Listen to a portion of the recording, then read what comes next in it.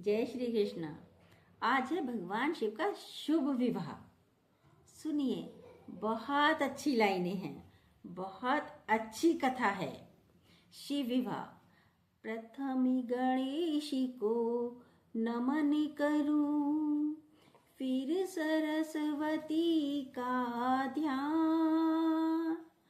आओ कंठ बिराजो मां, करूं शिव विवाह बखान। ओम नमः शिवाय, ओम नमः शिवाय, हरि हरि भोले नमः शिवाय। ओम नमः शिवाय, हरि नमः शिवाय, हरि हरि भोले नमः शिवाय। अंबरी धरती दशों दिशाएं, शिव विवाह की गाथा गाएं। अंबरी धरती दशों दिशाएं, शिव विवाह की गाथा गाएं। नदियाँ पर्वत वृक्ष हवाएं, शिव विवाह की गाथा गाएं। नदियाँ पर्वत वृक्ष हवाएं, शिव विवाह की गाथा गाएं। बोलो नमः शिवाय, बोलो नमः शिवाय, हरि हरि भोले नमः शिवाय। बोलो नमः शिवाय, ओम नमः शिवाय, हरि हरि भोले नमः शिवाय। प्रिय भक्तों, यूं तो आपने तमाम देवी देवताओं के शुभ विवाह की पावन गाथाएं सुनी होंगी, परंतु देवादिदेव महादेव की कथा का परम आनंद आज आपको शिव जी के दो दो विवाह की कथा सुनने से मिलेगा। तो आइए भगवान शिव के दो विवाहों की कथा सुनते हैं।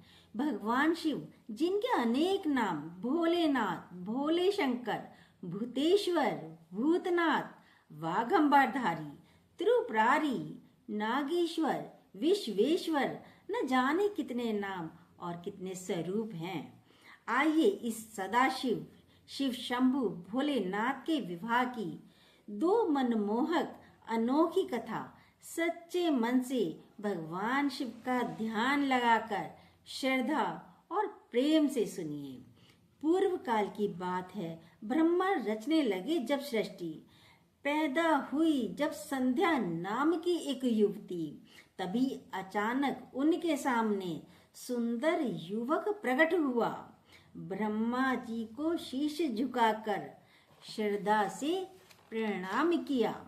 बोला, जग के रचयिता से, प्रभु मेरा काम बताओ। ओम नमः शिवाय, ओम नमः शिवाय, हरि हरि भोले नमः शिवाय। ओम नमः शिवाय, ओम नमः शिवाय, हरि हरि भोले नमः शिवाय। युगों पुरानी बात है भक्तों, जब ब्रह्मा जी सृष्टि की रचना करने जा रहे थे, तभी वहां अचानक उनके मुंह से संध्या नाम की सुंदरी युवती उत्पन्न हुई। ब्रह्मा उसे देखकर चकित हो गए। इससे पहले ब्रह्मा जी संभलते, उसी क्षण एक रूपवान युवक उनके सामने प्रकट हुआ। उसके हाथों में 5 पुष्पबाण थे। उस युवक ने ब्रह्मा जी को पिता कहकर प्रणाम किया और बोला, पिताश्री मुझे कुछ कार्य बताइए। तब ब्रह्मा जी ने अपने द्वारा उत्पन्न युवक को कामदेव नाम देकर उसे कार्य बताया और कहा, तुम सृष्टि के सभी प्राणियों में मद, प्रेम, काम की भावना जगाकर सबको अपने वश में करो। ब्रह्मा जी के पास बैठे उन ऋषि मुनियों ने भी उसे आशीर्वाद दिया और हाथों में लिए उन 5 बाणों में दिव्य शक्ति भर दी। उसी समय एक घटना घटित हुई। कामदेव ने उन 5 बाणों का परीक्षण करने के लिए उन बाणों को उन ऋषियों पर चला दिया। स्वयं ब्रह्मा जी भी और सारे ऋषि काम के वशीभूत हो गए। कामुक दृष्टि से उस संध्या नामक युवती की ओर देखने लगते हैं। शर्म से लज्जित संध्या सोचे, ये कैसी अनहोनी हुई। ऋषियों के संग ब्रह्म पिता भी मुझ पे काम की दृष्टि पड़ी। ऋषि वशिष्ठ की आज्ञा लेकर उसने तप आरंभ किया। तप उसका फलदायी हुआ। शंकर ने उसे दर्श दिया। बोली, संध्या साथ मेरे क्यों हुआ अनर्थ बताएं। ओम नमः शिवाय, ओम नमः शिवाय, हरि हरि भोले नमः शिवाय, ओम नमः शिवाय, हरि नमः शिवाय, हरि हरि बोले नमः शिवाय। शिव जी से संध्या के पूछे जाने पर शिव शंकर भोले ने संध्या को बताया कि कामदेव ने अपने काम वाणों को आजमाने के विचार से पुष्प वाणों का प्रयोग किया और तुम्हारे परमपिता ब्रह्मा जी और अन्य ऋषियों पर उनका असर हुआ, जिसके परिणाम स्वरूप उन ऋषियों सहित स्वयं ब्रह्मा जी ने तुम्हें कामुक दृष्टि से देखा। पर तुम चिंता मत करो, समय आने पर मैं स्वयं ब्रह्मा जी को उनके इस कृत्य का दंड अवश्य दूंगा। शिव जी ने फिर उसे उद्धार का मार्ग बताया और कहा, इसी पर्वत के नीचे मेधा ऋषि एक महायज्ञ कर रहे हैं। तुम वहां जाकर अपने आप को उस यज्ञ अग्नि को समर्पित कर दो। ऐसा करने से तुम उनकी कन्या बनोगी और जब तुम हिमालय पर कठोर तपस्या करोगी तब त्रेता युग के पहले चरण में राजा दक्ष की कन्या होकर एक योगेश्वर को प्राप्त करोगी। शिव शंकर के बताए अनुसार संध्या फिर मेधा ऋषि के आश्रम में गई और यज्ञ की निकलने वाली लपटों में कूद पड़ी और अग्नि ने उसे जलाकर सूर्य मंडल में प्रवेश करा दिया, जहां सूर्य ने उसे अपने रथ पर स्थान दिया, जिससे संध्या का ऊपरी भाग रात्रि बना और नीचे का तथा बीच का भाग सुबह व शाम की लाली बना। फिर निश्चित समय पर मेधा ऋषि का यज्ञ पूरा हुआ। यज्ञ समाप्ति हुआ। मेधा का हवन कुंड से कन्या मिली। कौन है, किसकी पुत्री है ये जानने की जिज्ञासा जगी। शिव जी का प्रसाद समझ के अरुंधति का नाम रखा। पाल पोस कर बड़ा किया और उसका कन्या दान किया। मेधा ऋषि संग आओ हम सब शिव की अलख जगाएं। रामेश्वराय शिव रामेश्वराय, हरि हरि भोले नमो शिवाय। ओम नमः शिवाय, ओम नमः शिवाय, हरि हरि भोले नमो शिवाय। भक्तों, ब्रह्मा जी के मुंह से जन्मी संध्या ने आरंभ में तो सुखद अनुभव पा लिया, लेकिन कामवश होकर ब्रह्मा जी ने अपनी ही उस पुत्री पर कामुक दृष्टि डालकर जो अपराध किया था उसे देवादिदेव महादेव भुला ना सके। इसके लिए उन्होंने ब्रह्मा जी को कटु शब्द सुनाकर उन्हें लज्जित और अपमानित किया। ब्रह्मा जी उसका कोई उत्तर नहीं दे पाए। भक्तों, भोलेनाथ तो अपने कर्तव्य निभा कर चले गए, लेकिन ब्रह्मा जी अपने अपमान को वर्षों तक नहीं भुला पाए। प्रभु भोले शंकर से प्रतिशोध लेने की ज्वाला उनके मन में जलती रही। उन्होंने निर्णय लिया कि जब तक शिव जी को इस काम के वश में करवाकर उनसे कोई स्त्री ग्रहण नहीं करवा लूंगा, तब तक मैं शांति से नहीं बैठूंगा। अपने इस निर्णय को अंतिम रूप देने के लिए ब्रह्मा जी कामदेव से मिले। ब्रह्मा बोले कामदेव से, अपने पिता की आज्ञा सुनो। शिव का तन मन काम मुक्त है, उनके काम का जाल बुनो। साथ रति को लेकर जाओ, प्रेम की ऐसी वीणा करो। उनके हर क्रिया कलाप में ऐसा तुम उन्माद भरो। ब्रह्मचरित को तज के वो भी काम को हो जाए। गंगा धराय शिव गंगा धराय, हरि हरि भोले नमो शिवाय। ओम नमो शिवाय शिव नमो शिवाय, हरि हरि भोले नमो शिवाय। ब्रह्मा जी की आज्ञा पाकर रति को साथ लेकर कामदेव ने अपनी विचित्र लीलाओं द्वारा शिव जी को मोहित करने की अपनी तमाम कोशिश की, परंतु वो सफल न हो सका। उसके निराश होने पर ब्रह्मा जी पर भी निराशा छा गई। तब विष्णु जी ने ब्रह्मा जी से कहा, भगवान शिव से ईर्ष्या रखना उचित नहीं। यदि आप उन्हें स्त्री ग्रहण कराना चाहते हैं तो आदि शक्ति को प्रसन्न करना होगा। वो सर्वगुण संपन्न आदि शक्ति अवतार लेकर राजा दक्ष की कन्या बनेगी, जिन्हें शिव जी अपनी अर्धांगिनी के रूप में स्वीकार करेंगे। आप राजा दक्ष से भी तप करने के लिए कहें, जिससे प्रसन्न होकर आदि शक्ति उनके घर कन्या के रूप में जन्म लें। फिर ब्रह्मा जी ने आदि शक्ति की आराधना की, जिससे प्रसन्न होकर देवी ने उन्हें दर्शन दिए।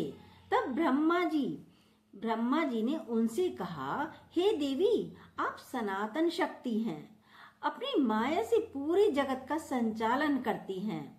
मैं चाहता हूँ आप राजा दक्ष के घर एक कन्या के रूप में जन्म लें और शिव जी को मोहित कर आप उनकी पत्नी बने। इधर राजा दक्ष भी आपको कन्या के रूप में पाने के लिए यज्ञ कर रहा है। फिर भक्तों, राजा दक्ष की तपस्या से प्रसन्न होकर आदि शक्ति ने उन्हें दर्शन देकर वचन दिया, मैं तुम्हारे घर अवश्य जन्म लूंगी। अगर तुम्हारे द्वारा मेरा कभी अपमान हुआ तो मैं उसी समय यह देह त्याग दूंगी।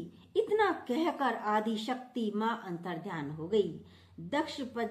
दक्ष प्रजापति को तप करते समय अनंत जो बीत गया, उनके घर में उमा ने जब कन्या रूप में जन्म लिया, दक्ष के महलों में पलते हुए वो उम्र की सीढ़ियां चढ़ने लगी। पति रूप में शिव को पाने जप का जादू करने लगी। आती जाती श्वासें उसकी शिव शिव कहती जाएं। जटाधराय शिव जटाधराय, हरि हरि भोले जटाधराय। ओम नमः शिवाय ओम नमः शिवाय, हरि हरि भोले नमः शिवाय। दक्ष कन्या सती को जब शिव आराधना करते समय बीत गया तो उसने शिव को पाने के लिए विधि विधान द्वारा व्रत रखा। उधर ब्रह्मा जी विष्णु जी के साथ कैलाश पर्वत पहुंचकर भगवान शिव से कह रहे थे कि हे देवादिदेव महादेव, हम दोनों तो विवाहित हैं, अब आप भी कृपा करके लोकहित के लिए प्रजापति दक्ष की पुत्री सती से विवाह कर लीजिए। तब भोलेनाथ शिव शंकर ने मुस्कुराकर उनसे कहा, मुझे आप दोनों का प्रस्ताव स्वीकार है। आप प्रजापति दक्ष से कहकर विवाह की तैयारी कराएं। शिव आज्ञा से ब्रह्मा विष्णु दक्ष के महलों में आए। शुभ संदेश सुना जो शिव का, दक्ष प्रजापति हर्षाए। दूल्हा बन बोले शंकर, नंदी बैल सवार हुए। दूत और धूर्त बने बाराती, भूत पिशाच भी साथ चले। पुरवा ने छेड़ी शहनाई, मेघ भी ढोल बजाए। सोमेश्वराय शिव सोमेश्वराय, हरि हरि भोले नमो शिवाय। ओम नमो शिवाय ओम नमो शिवाय, हरि हरि भोले नमो शिवाय। इस तरह एक दिन शुभ मुहूर्त में प्रजापति दक्ष ने अपनी पत्नी के साथ मिलकर कन्यादान किया। सती और शिव शिव का शुभ विवाह संपन्न हुआ। तीनों लोकों में खुशियों का वातावरण व्याप्त हो गया। धरती अंबर कण कण मंगल गान गाने लगे तथा पूरा भूमंडल शिव में होकर आनंदित होने लगा। उसके बाद सती के साथ शिव जी कैलाश पर्वत पर आ गए। उसके बाद भक्तों, ये कथा रोचक शुभ होती है। संग सती के 3 लोक में शिव जी विचरण करते थे। करते करते भ्रमण वो एक दिन दंडक वन में आ पहुँचे। मानस रूप में राम लखन को शिव ने अचानक देख लिया। दूर से फिर भी शीश झुकाकर उनको जब प्रणाम किया, देख के ये सब सती के मुख पर प्रश्नों के चिन्ह आए। विश्वेश्वराय शिव विश्वेश्वराय, हरि हरि भोले नमो शिवाय, ओम नमो शिवाय, ओम नमो शिवाय, हरि हरि भोले नमो शिवाय। जब सती ने शिव जी को एक साधारण मनुष्य से प्रणाम करते देखा तो उनके आश्चर्य की सीमा न रही। उनके मन में कई प्रकार के प्रश्न आने लगे। फिर सती से रहा ना गया। फिर तो भोले शंकर से पूछने लगी, हे नाथ, आप तो स्वयं जगत पिता हैं, पालन करता, सृष्टि के रचयिता हैं। फिर आपने इस श्याम वर्ण साधारण मनुष्य से क्यों प्रणाम किया? सती के पूछने पर भगवान शिव बोले, हे उमा, जिन्हें तुम साधारण मनुष्य समझ रही हो, वो वास्तव में विष्णु अवतार मेरे आराध्य देव श्री राम हैं, जो अपनी पत्नी सीता की खोज में वन वन भटक रहे हैं। उनके साथ उनके अनुज लखन शेषनाग के अवतारी हैं। अपने आराध्य श्री राम को प्रणाम करके मैंने कोई अनुचित कार्य नहीं किया, परंतु भगवान शिव की इन बातों पर सती को विश्वास नहीं आया। उन्होंने राम की परीक्षा लेने के लिए अपना रूप सीता जैसा बनाया और राम जी के आसपास विचरण करने लगी। उन्हें देखकर श्री राम ने उन्हें प्रणाम किया और पूछा, हे महेश्वरी, आप इस निर्जन वन में किस प्रयोजन से विचरण कर रही हैं? भगवान शिव कहाँ हैं? और आपने सीता का रूप क्यों रखा है? भगवान श्री राम के मुख से ये वचन सुनकर सती बहुत लज्जित हुई। वे समझ गईं कि श्री राम सचमुच विष्णु के अवतार हैं। फिर बोली, मैं आपकी परीक्षा लेना चाहती थी, परंतु ये बताइए, ये शिव तो स्वयं परमेश्वर हैं, उन्होंने आपको प्रणाम क्यों किया? श्री राम बोले, हे देवी महेश्वरी, भगवान सदाशिव अपने वचनों से बंधे हुए हैं। जब उन्होंने मुझे विष्णु को वैकुंठ धाम सौंपा तो मेरा राज्य अभिषेक स्वयं करते हुए उन्होंने कहा था, आज से सभी देवता तुम्हें प्रणाम करेंगे। इसलिए उन्होंने स्वयं भी मुझे प्रणाम किया। फिर प्रयाग में होके एकत्रित मुनियों ने एक यज्ञ रचा। ब्रह्मा विष्णु शिव सब उसमें, दक्ष ने भी था भाग लिया। दक्ष प्रजापति का उस यज्ञ में सबने ही सम्मान किया, किंतु जब था शिव ने उनकी तरफ न कोई ध्यान किया। दक्ष ने बड़ी क्रोधित होकर उनकी तरफ जब ध्यान किया, भूतेश्वराय शिव भूतेश्वराय, हरि हरि भोले नमो शिवाय, ओम नमो शिवाय, ओम नमो शिवाय, हरि हरि भोले नमो शिवाय। जटा जूट धारी त्रिपुंड धारी मंगलहारी बाबा भोलेनाथ समय समय पर लीलाएं रचते हैं और ये उनकी लीला का एक अंश ही था कि प्रयाग तट पर जब ऋषि मुनियों ने एक यज्ञ कराया, उसमें सब देवताओं ने राजा दक्ष को सम्मान दिया, परंतु शिव शंकर ने जानबूझकर अपने ससुर का अभिवादन तो दूर था, उनकी ओर ध्यान भी नहीं किया। फिर भक्तों वो हुआ जिसका भोलेनाथ को पूर्ण रूप से अनुमान था। दक्ष ने अत्यंत क्रोधित होकर शिव शंकर को भुला भुला बड़ा बुरा भला कहा। शिव शंकर को बड़ा बुरा भला कहा और उनसे सारे संबंध तोड़ दिए। शिव को अपमानित करने के लिए उन्होंने एक विशाल यज्ञ का आयोजन किया। उसमें उन्होंने तमाम ऋषियों और देवताओं को बुलाया, लेकिन शिव और उनकी पुत्री को नहीं बुलाया। जब सती को यह मालूम हुआ कि उनके पिता ने मुझे और मेरे स्वामी को नहीं बुलाया, तो दुखी होकर शिव से पूछा। तब शिव जी बोले, देवी तुम्हारे पिता के मन में मेरे लिए ये द्वेष लगे, इसलिए तो महायज्ञ में हमें बुलाया नहीं प्रिय। सती ये बोली, मैं जाऊंगी, आज्ञा दे मुझे जाने की। शिव ये बोले, बिना बुलाए वहां पर जाना ठीक नहीं। प्रिया हट करी लाख प्रभु जी समझाए।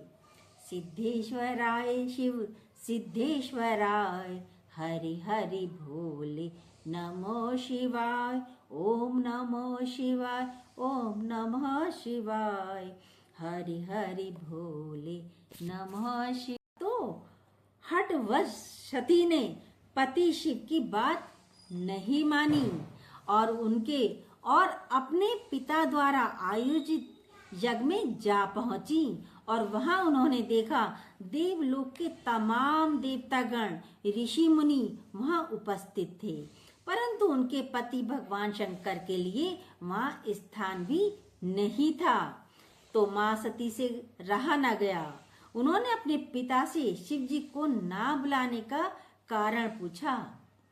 तब राजा दक्ष ने क्रोधित होकर कहा, तेरा पति शमशानवासी है, भस्मधारी है, भांग धतूरे का सेवन करने वाला है, कपटी, बहुरूपिया, भूत प्रेतों का राजा और अमांगलिक है।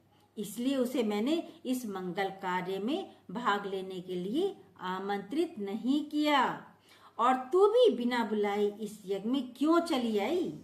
उस आडंबर करने वाले डमरूधारी निर्धन भिखारी शिव से और तुझसे मैंने अपने सारे संबंध तोड़ दिए हैं। निशाचरों के उस संगी साथी से अब मेरा कोई नाता नहीं है। पति निंदा से सती के मन में क्रोध की ज्वाला भड़क उठी। उसी समय वो सुध-बुध खोके यज्ञ अग्नि में कूद पड़ी। यज्ञशाला में घटी ये घटना को शिव जान गए। रौद्र रूप धर शिव शंकर क्रोध में तांडव करने लगे। नभ जल थल में हुआ था कंपन, ठहर गई थी हवाएं। ओम नमः शिवाय, ओम नमः शिवाय, हरि हरि भोले नमः शिवाय, ओम नमः शिवाय, ओम नमः शिवाय, हरि हरि भोले नमः शिवाय। भक्तों, भगवान शिव ने क्रोधित होकर सती की मृतदेह को अपने कांधे पर उठाकर तांडव नृत्य प्रारंभ किया, जिससे आकाश, पाताल और मृत्युलोक में हाहाकार मच गया। यह देखकर सभी देवतागण घबराए। भगवान विष्णु ने मन में सोचा, यदि शिव शंकर शांत नहीं हुए तो सारी सृष्टि का सर्वनाश हो जाएगा। जब तक सती की मृतदेह शंकर जी के साथ है, तब तक उनका क्रोध शांत होना संभव नहीं। तब भगवान विष्णु ने अपना चक्र चलाया और सती की देह के टुकड़े टुकड़े कर दिए, जो 51 भागों में अलग अलग स्थानों पर गिरे। भक्तों, जहाँ जहाँ सती के अंश गिरे, उन स्थानों को शक्तिपीठ के नाम से जाना जाता है। और भक्तों, जब भगवान शंकर ने अपनी जटा से एक लट उखाड़कर पर्वत पर जोर से मारी, बाल के टकराते ही उस पर्वत के 2 टुकड़े हो गए। एक खंड से महाबली वीरभद्र की उत्पत्ति हुई और दूसरे खंड से करोड़ों भूतों से घिरी महाकाली की उत्पत्ति हुई। तब क्रोध में आकर शिव जी ने उनसे कहा, हे महाकाली, वीरभद्र, तुम शीघ्र ही दक्ष के यज्ञ में जाओ और उसे विध्वंस कर डालो, क्योंकि दक्ष ने क्षमा न करने योग्य अपराध किया है और वहां उपस्थित जिस मुनि देवता ने निंदा सुनी है और उसे भी जलाकर राख कर दो। भगवान शिव के वचन सुनकर फिर भक्तों महाकाली और वीरभद्र ने तब शिव को प्रणाम किया। यज्ञशाला में जाके दोनों ने प्रस्थान किया। वीरभद्र ने दक्ष गणों से बड़ा भयंकर युद्ध किया, यज्ञ को भंग किया। फिर उसने दक्ष का शीश भी काट लिया। यक्ष के राज से टूट पड़ी, दक्ष के राज में टूट पड़ी है फिर कैसी विपदाएं। रामेश्वराय शिव रामेश्वराय, हरि हरि भोले नमो शिवाय। ओम नमः शिवाय, ओम नमः शिवाय, हरि हरि भोले नमो शिवाय। भक्तों, इस प्रकार प्रभु नीलकंठ शिव ने अपनी लीला द्वारा दक्ष के मिथ्या गर्व, झूठे अहम व क्रोध की भावना को उसके शरीर के साथ ही समाप्त कर दिया। जिस महायज्ञ को रचाकर उसने भोलेनाथ का अपमान किया था, उस यज्ञ को वीरभद्र व देवी महाकाली द्वारा भंग कर दिया गया। भक्तों, इसी सारी घटना के पीछे भगवान शिव की लीला ही कार्य कर रही थी। इस सत्य को सारे देवता भी जानते थे। अतः ब्रह्मा सहित सभी देवी देवता कैलाश पर्वत पर गए और वहां पुष्प लोचन शिव शंभु की स्तुति करते हुए उनसे विनती की और बोले, हे दयासागर, हे गंगाधर सर्वेश्वर, हमने दक्ष स्थल पर आपकी निंदा सुनी। परिणाम स्वरूप दक्ष का तो विध्वंस हो गया, पर हम भी नष्ट भ्रष्ट हो गए। अतः विद्या के विधान, करुणा निधान, हम पर दया कीजिए, हमारी रक्षा कीजिए। दक्ष को भी अपने अपराध का दंड मिल चुका है, उसे भी क्षमा कीजिए और उसे पुनः जीवित कर दीजिए। भक्तों, जब ऐसी प्रार्थना देवताओं ने शिव के सामने की तो भक्तों भोलेनाथ ने सब लोगों की विनती का सम्मान किया। भूल क्षमा कर चंद्रमौल ने दक्ष को जीवन दान दिया। दक्ष ने तब शिव शरण में आके कोटि कोटि प्रणाम किया। शिव कृपा से ही फिर भक्तों यज्ञ दक्ष का सफल हुआ। उनके कारज होते पूरे जो शिव ध्यान लगाए। ओम नमः शिवाय, शिव नमः शिवाय, हरि हरि भोले नमः शिवाय। ओम नमः शिवाय, शिव नमः शिवाय, हरि हरि भोले नमः शिवाय। अंबर धरती दशो दिशाएं, शिव विभा की गाथा गाय। अंबर धरती दशो दिशाएं, शिव विभा की गाथा गाय। नदिया पर्वत वृक्ष हवाएं, शिव विभा की गाथा गाय। ओम नमः शिवाय, ओम नमः शिवाय, हरि हरि भोले नमः शिवाय। ओम नमः शिवाय, शिव नमः शिवाय, हरि हरि भोले नमः शिवाय। भक्तों, भगवान शिव शंकर अपनी प्राणेश्वरी सती के विरह में व्याकुल होकर गृहस्थी त्याग कर समस्त लोगों का भ्रमण करने लगे। उधर पर्वत जैसे विशाल महाआकार वाले दैत्य ताड़कासुर ने ब्रह्मा जी की घोर तपस्या करके उनसे 2 वरदान प्राप्त कर लिए। पहला तो ये, संसार में मुझ जैसा बलशाली कोई दूजा ना हो, और दूसरा वरदान ये, मेरी मृत्यु शिव जी से उत्पन्न बालक के शस्त्र से ही हो। दैत्य ताड़कासुर बड़ा उद्दंड हो गया। तीनों लोगों का स्वामी बनने की लालसा में वो समस्त देवताओं को पीड़ित करने लगा, क्योंकि वो जानता था कि शिव शंकर इस समय पूर्ण वैरागी बन चुके हैं और अपनी पत्नी हीन भी हैं। अतः उनसे पुत्र अब कैसे होगा। परंतु भक्तजनों, भगवान शिव की लीला को कोई क्या जान सकता है।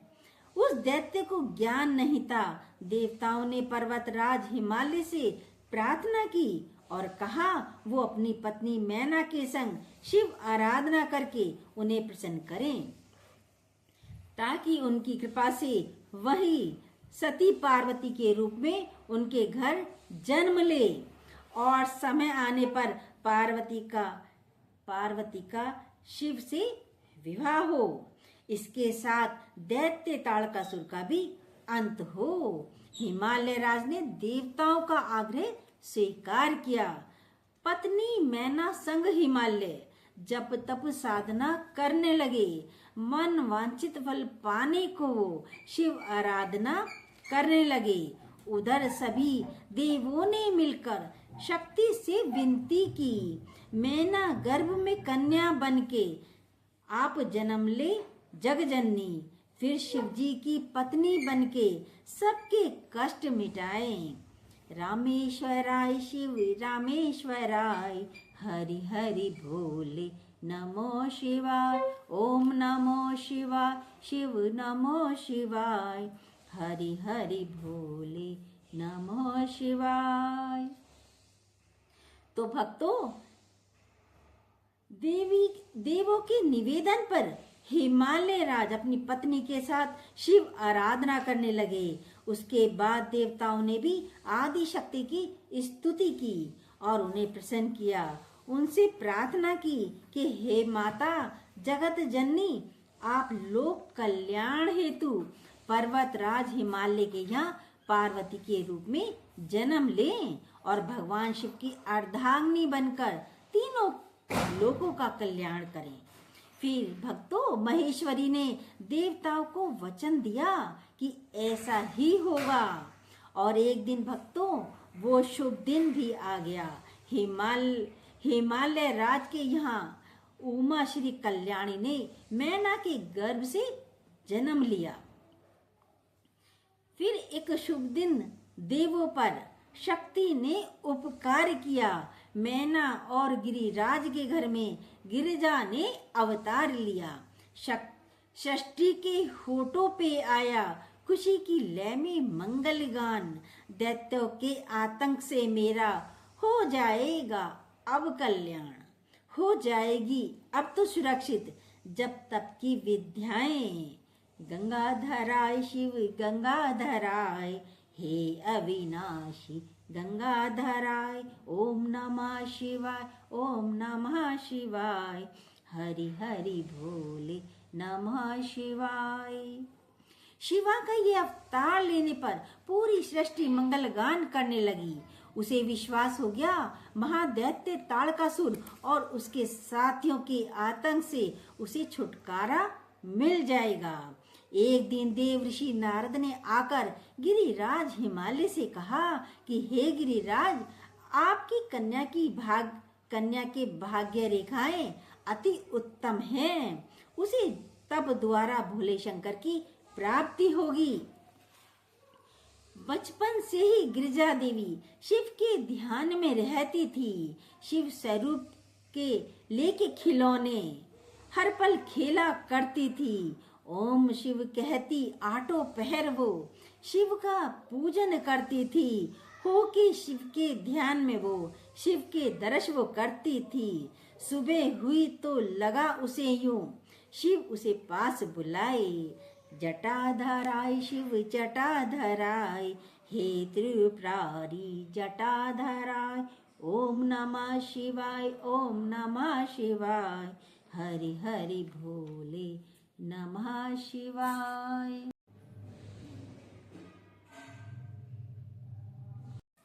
भक्तों, ठीक उसी समय शिव शंकर भोलेनाथ तप करने की इच्छा से हिमालय पर पधारे, जहाँ पतित पावनी गंगा ब्रह्मलोक से उतरकर आगे कलकल करती बह रही थी। भगवान शिव ने उस स्थान को तब योग्य समझकर वहीं पर अपना डेरा डाल दिया। ये शुभ समाचार जब हिमालय राज को मिला तो वे अपनी पुत्री पार्वती के साथ सदाशिव भोलेनाथ के दर्शन करने वहां आ पहुंचे। उन्होंने शिव जी को प्रणाम किया और बड़े विनम्र शब्दों में बोले कि हे प्रभु, आप मेरी इस हिमालय धरा पर स्वतंत्र होकर तपस्या करें। साथ में हे प्रभु, मेरा ये निवेदन है, आप मेरी पुत्री पार्वती को अपनी सेवा में रखें। ये आपकी सेवा के साथ साथ आपका पूजन भी करेगी। हिमालय राज की मधुर वाणी सुनकर भोलेनाथ ने पार्वती की ओर देखा और मंद मंद मुस्काए और गिरिराज से कहा कि हे हिमालय राज, तुम्हारी पुत्री अति सुंदर है और सुंदर स्त्रियां पुरुषों की तपस्या में विघ्न का कारण बनती हैं, इसलिए मैं इसे अपनी सेवा में नहीं रख सकता। शिव जी के इतना कहने पर फिर पार्वती विनम्रता पूर्वक बोली कि हे सदाशिव, मैं प्रकृति हूँ और प्रकृति के बिना समस्त संसार में कुछ भी नहीं, और यहाँ तक कि उसके बिना स्वयं आप भी श्रेष्ठवान नहीं रह सकते। इसलिए आपसे मेरी प्रार्थना है कि आप मुझे सेवा का अवसर दें। पार्वती के वचन सुनकर भगवान शिव ने प्रसन्नता पूर्वक उन्हें अपनी सेवा में स्वीकार कर लिया। इस तरह पार्वती शिव के निकट रहने लगी। भक्तों, यही वो सही अवसर था। ब्रह्मदेव ने कामदेव को बुलवा कर ये आज्ञा दी, काम वासना मन में जगा के करो तपस्या भंग शिव की। कामदेव तब संग रति के प्रेम की किरणा करने लगा। क्रोध में शिव ने नेत्र तीसरा खोल के काम को भस्म किया। खो के पति को रति की आंखों में आंसू भर आए। सोमेश्वराय शिव सोमेश्वराय, हरि हरि भोले सोमेश्वराय। ओम नमः शिवाय, शिव नमः शिवाय, हरि हरि भोले नमः शिवाय। भक्तों, ये भी उस भोलेनाथ शिव जी की लीला थी कि ब्रह्मा ने कामदेव को उनकी तपस्या भंग करने के लिए भेजा और कामदेव ने अपनी पत्नी रति को साथ लेकर वहां अपनी काम माया फैलाई।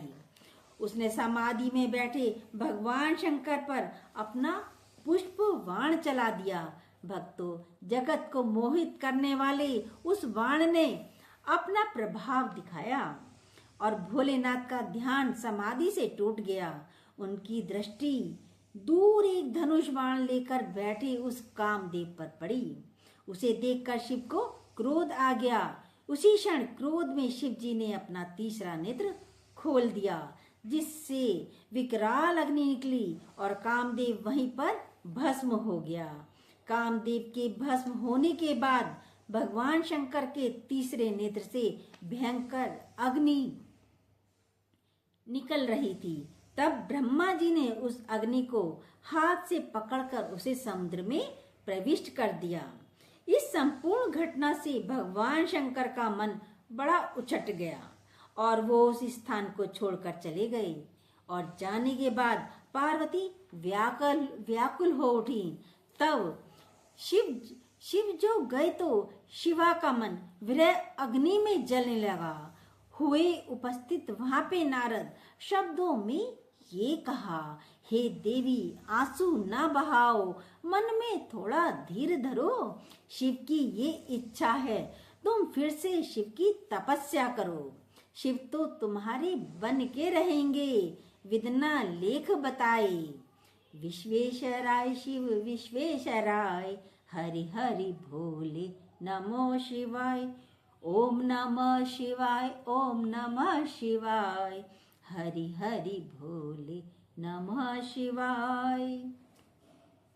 भक्तों, देव ऋषि नारद के कहने पर पार्वती ने शिव को पाने की ठान ली और कठिन तपस्या की। समस्त देवगण त्राही त्राही कर उठे और जब उनसे रहा न गया तो वह सारे देवता शिव शंकर भोलेनाथ की शरण में पहुंचे और करुण स्वर में प्रार्थना करने लगे और बोले, हे नटराजन, हे दुख भंजन भोलेनाथ, पार्वती के तप से तीनों लोग तपने लगे हैं, सब जीव जंतु दुखी हो रहे हैं। कृपया आप पार्वती जी को दर्शन देकर उनसे विवाह करके हमारे कष्टों का निवारण करें। प्रभु दैत्य ताड़कासुर ने हम सभी देवताओं को स्वर्ग से निकालकर इंद्र के सिंहासन पर अधिकार कर लिया है। प्रभु ताड़कासुर का अंत भी आपके ही द्वारा उत्पन्न किसी बालक से ही संभव है। अतः आप जगत जननी पार्वती से विवाह कर लें तो हम देवगण और समस्त प्राणियों का उद्धार होगा।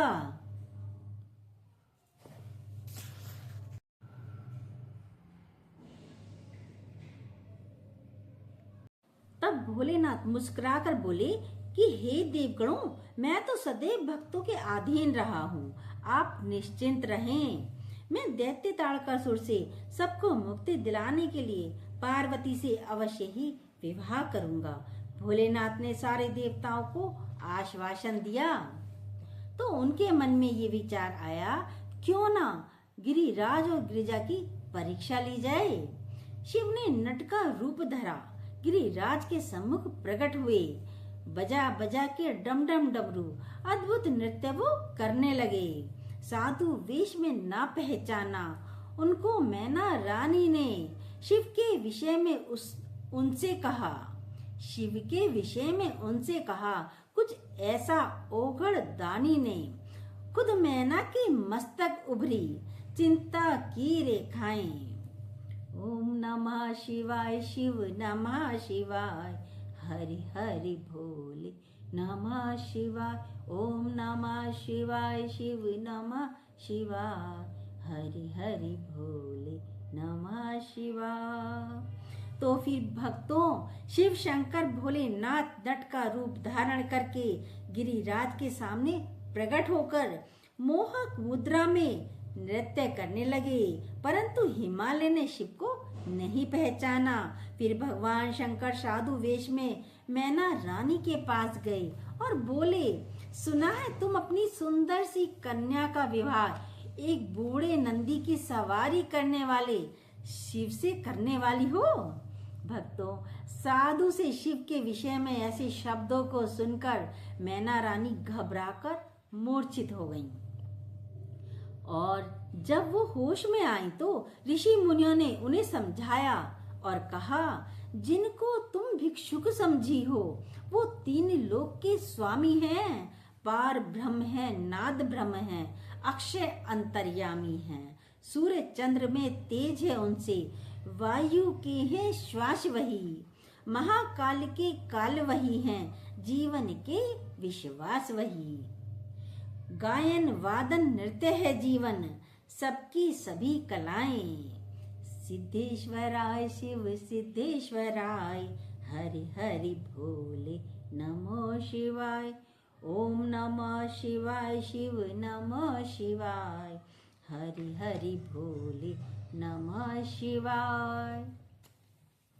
इस तरह ऋषियों मुनियों ने हिमालय और मैना रानी को समझाया कि आप लोगों ने सदाशिव को नहीं पहचाना, ये तो सारे संसार के स्वामी हैं, देवों के देव महादेव स्वयं भू हैं। ये तो साक्षात परब्रह्म, सन्यासी, योगी, हर माया जाल से मुक्त हैं। इन्हीं के द्वारा ताड़कासुर दैत्य का नाश होना है। स्वर्ग देवगणों और सारे संसार के कल्याण के लिए हमारे अनुरोध पर ही शिव जी आपकी पुत्री पार्वती से विवाह करने को राजी हुए हैं। यह सुनकर हिमालय और मैना की शंका का समाधान हुआ और अपनी बेटी पार्वती का विवाह शिव से करने के लिए वो तैयार हो गए। उन्होंने शीघ्र ही मुनियों से लगन पत्रिका लिखवाकर भगवान भोलेनाथ के पास भेज दी और विश्वकर्मा द्वारा अति सुंदर मंडप बनवाया, जिसमें सभी देवी देवताओं की मूर्तियां स्थापित की गईं। सभी को शिव पार्वती के विवाह का निमंत्रण भेजा गया। उधर कैलाश पर्वत पर देखिए भक्तों, स्वर्ग अप्सराओं ने आके शिव का सब श्रृंगार किया। नेत्र तीसरा मुकुट बना और चंद्रकला का तिलक लगा। भूत पिशाच बने बाराती, शिवजी बैल सवार हुए। मेधों ने मृदंग बजाया, प्रेत तुंड भी बजाने लगे। शिवगण के संग नाच चुड़ेले, मंगल गान सुनाए। ओम नमः शिवाय, शिव नमः शिवाय, हरि हरि भोले नमः शिवाय। ओम नमः शिवाय, शिव नमः शिवाय, हरि हरि भोले नमः शिवाय।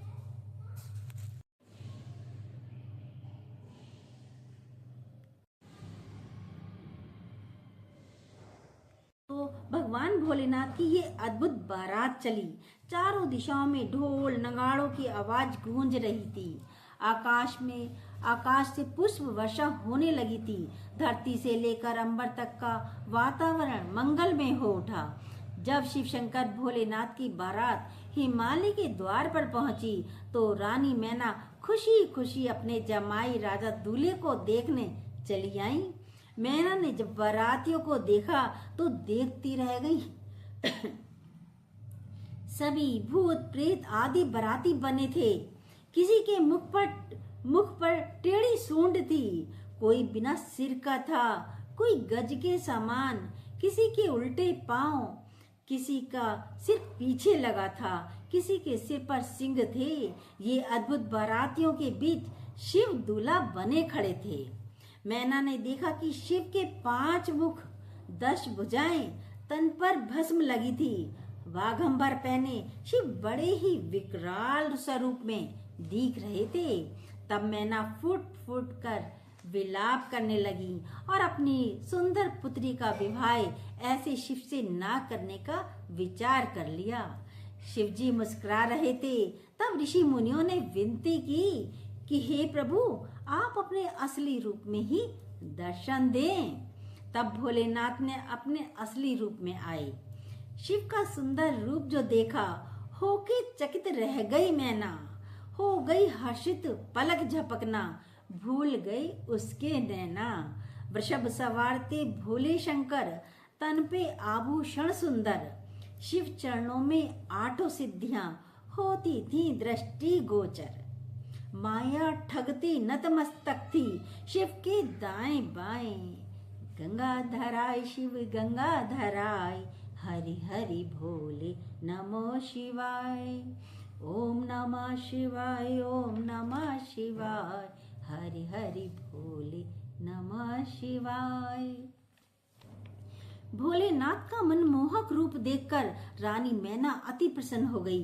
तरह तरह के आभूषणों से बाराती और बारात विवाह मंडप की ओर बढ़ी। जब पार्वती को दुल्हन के रूप में शिवजी ने देखा तो उनको दक्ष प्रजापति की कन्या सती की याद आ गई। वो पार्वती को देखते ही रहे और फिर शिव और पार्वती विवाह मंडप में बैठे तो पंडित जी ने उसी समय कहा कि हे प्रभु, अपने कुल का नाम और गोत्र बताइए ताकि ब्राह्मणगण संकल्प पढ़ सकें। तब देवऋषि नारद बोले, हे राजन, इनके कुल और गोत्र के विषय में तो ब्रह्मा विष्णु भी नहीं जानते। ये अजन्म, अजर, अमर, अनादि, अनंत हैं। हे हिमालय राज, शिव तो सत्य, नित्य, स्वयंभू हैं। इनका कोई स्वरूप नहीं है, कोई गोत्र नहीं है। ये तो सारे जगत के रचयिता हैं। तब हिमालय राज की शंका का निवारण हुआ और फिर शिव पार्वती का शुभ विवाह आरंभ हुआ। ब्रह्मा मंगलाचार सुनाते, विष्णु जी हर्षाते हैं। देख के शिव की लीला नारद वीणा मधुर बजाते हैं। रीति नीति और धर्म विधि से पूर्ण हर शुभ कार्य हुआ। मैना के संग गिरिराज ने शिव को कन्या दान किया। का मिलन शिव शक्ति का हुई सभी की पूर्ण इच्छाएं। सिद्धेश्वराय शिव सिद्धेश्वराय, हरि हरि भोले नमः शिवाय, ओम नमः शिवाय, ओम नमः शिवाय, हरि हरि भोले नमः शिवाय। भक्तों, शिव पार्वती का विवाह हो गया। ठीक उसी समय कामदेव की पत्नी विलाप करती हुई पहुंची। रोते हुए करुणा स्वर में बोली, हे देवों के देव महादेव, मेरे पति की उस भूल को आप भुला दीजिए। उन्हें अपने अपराध का दंड मिल चुका है। हे प्रभु, बिना पति के मैं एक अधूरी नारी हूँ। यदि आपने उन्हें जीवित नहीं किया तो मैं भी रो रो के अपने प्राणों को त्याग दूंगी। भक्तों, भगवान शिव शंकर दयामयी दयालु नाथ भी हैं। रति की करुण पुकार सुनकर भगवान शिव ने सोचा, अब कामदेव को उसके अपराध का दंड तो मिल ही गया, अब उसे जीवन दान देना ही होगा। यदि कामदेव जीवित न हुआ और प्राणियों में उसका निवास न हुआ तो सृष्टि में प्रजनन क्रिया रुक जाएगी। काम विहीन स्त्री पुरुष अपना वंश कैसे आगे बढ़ाएंगे? ये सब सोचकर भगवान भोले शंकर ने रति के हाथ में थमी उस पोटली को देखा जिसमें मृत कामदेव की भस्म थी। भक्तों, शिव जी की उस पर दृष्टि पड़ते ही उस भस्म में प्राण आ गए। कामदेव फिर से जीवित हो गए। फिर भक्तों, विदा की पावन बेला आई। विचलित हो गई माँ मैना। पुत्री वियोग में गिरी राज संग, सबके भर आए नैना। बेटी पराया धन होती है, मुनियों ने उसको समझाया। बड़ भागी है गिरजा जिसने शंकर जैसा वर पाया। दो आशीष उन्हें तुम अपना, सृष्टि को आगे बढ़ाएं। सोमेश्वराय शिव सोमेश्वराय, हरि हरि भोले नमो शिवाय। ओम नमः शिवाय शिव नमः शिवाय, हरि हरि भोले नमः शिवाय। भक्तों, हिमालय राज ने फिर एक सजी हुई पालकी में गिरजा को आदर पूर्वक स्नेह पूर्वक शिव संग विदा किया। फिर पार्वती सहित शिव भोलेनाथ कैलाश पर्वत पर आ गए। बीते भक्तों, कुछ समय बाद भगवान शिव शंकर द्वारा एक बालक उत्पन्न हुआ जिसका पालन पोषण कृतिकाओं ने किया और विश्वामित्र ने उसका नाम उसका जाप संस्कार किया। सदाशिव भगवान भोलेनाथ ने उसे रतन जड़ित सिंहासन पर बैठाकर उसे कार्तिकेय नाम प्रदान किया और उसका अभिषेक किया। भगवान शिव द्वारा उत्पन्न इस महाबली कार्तिकेय ने पिता का आशीर्वाद समस्त देवों से शस्त्र ग्रहण करके समय आने पर कार्तिकेय ने दैत्य ताड़कासुर का वध कर डाला। समस्त देवी देवता असुरों के बंधन से मुक्त हो गए। उद्देश्य से भगवान शंकर और पार्वती का विवाह हुआ था।